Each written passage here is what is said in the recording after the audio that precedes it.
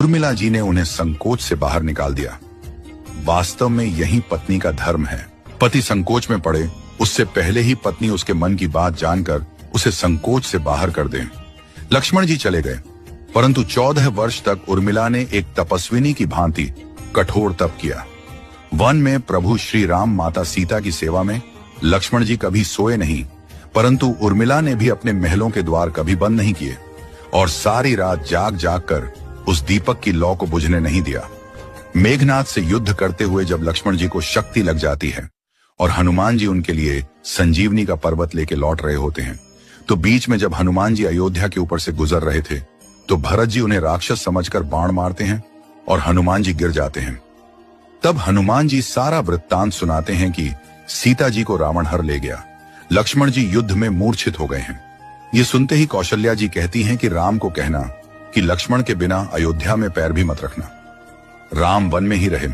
माता सुमित्रा कहती हैं कि राम से कहना कि कोई बात नहीं, अभी शत्रुघ्न है, मैं उसे भेज दूंगी, मेरे दोनों पुत्र राम सेवा के लिए ही तो जन्मे हैं।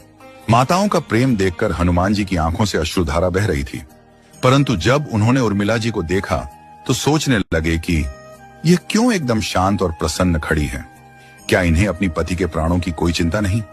हनुमान जी पूछते हैं, देवी आपकी प्रसन्नता का कारण क्या है?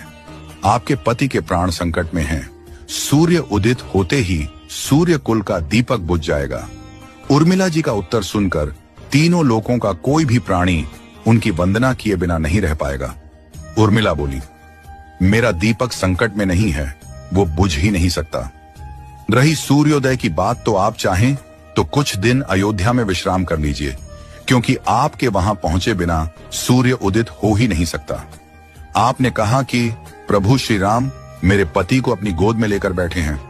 जो योगेश्वर प्रभु श्री राम की गोदी में लेटा हो, काल उसे छू भी नहीं सकता। यह तो वो दोनों लीला कर रहे हैं।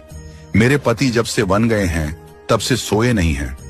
उन्होंने न सोने का प्रण लिया था, इसलिए वे थोड़ी देर विश्राम कर रहे हैं, और जब भगवान की गोद मिल गई तो थोड़ा विश्राम ज्यादा हो गया।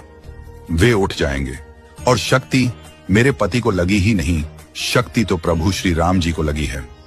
मेरे पति की हर श्वास में राम है, हर धड़कन में राम, उनके रोम रोम में राम है, उनके खून की बूंद बूंद में राम है।